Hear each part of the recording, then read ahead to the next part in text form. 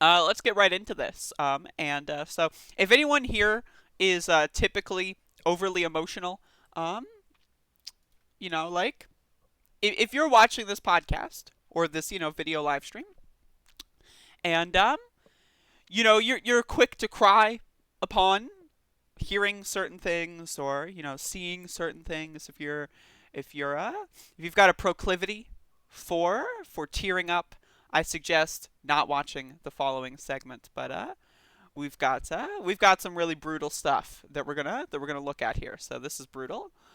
So Bernie Sanders was at a rally in Pennsylvania and was doing a rally for Joe Biden. I don't know where Joe Biden is. Like, I think he's in North Carolina, but whatever. So Bernie is in Pennsylvania. I wish Bernie would come to North Carolina. Joe Biden keeps coming to North Carolina. Fuck Joe Biden. I want to see Bernie again. It's been a while, Bernard. I haven't seen you since March or February, actually. So as you can see here from this tweet, you already know what this clip's about. So let's watch. Which candidate for I'm going to bump the volume up a little bit. You need to really listen to this for the crowd. So I'm going to bump the volume up. Please bear with me.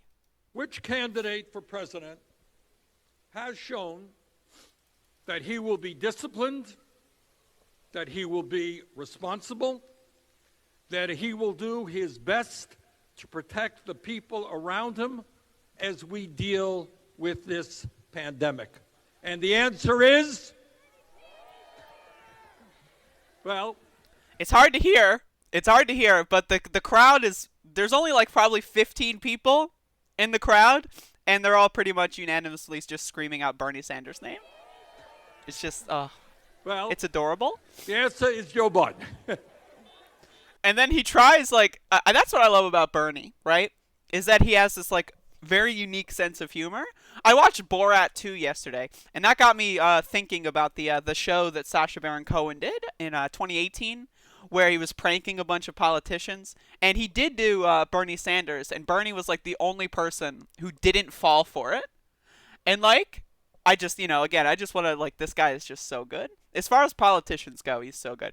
But, didn't get the sound drop that he wanted, so he tried it again. Science, not right-wing politics, and that he will seek the advice of the best scientists and the best doctors in our country and around the world to combat and defeat this pandemic. And the answer is, it is Joe Biden. Let's see. I feel so bad for Bernie, dude. Oh, it's so bad. It is Joe Biden. Like, the first time he laughs it off, and this time he's like, oh, God, what am I doing here? And the answer is, it is Joe Biden. I'm sorry. I'm sorry.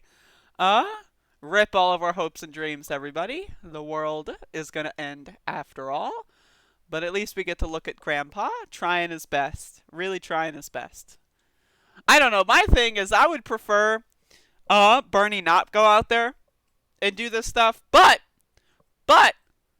him going out there and doing this stuff puts him in a better position for being in a potential Biden administration or working with that administration in the Senate, that kind of stuff. I know that Bernie has been pushing for maybe being the labor secretary. We'll see about that. I would only endorse that move if I knew that his seat in Vermont would be taken by someone who could fill the shoes very effectively. I also know that if he does not join the cabinet, that he will, if Democrats take the Senate, be the chair of the Budget Committee. So it's possible he could go to the cabinet if Democrats don't take the Senate. It might be that that's the play. I'm not sure.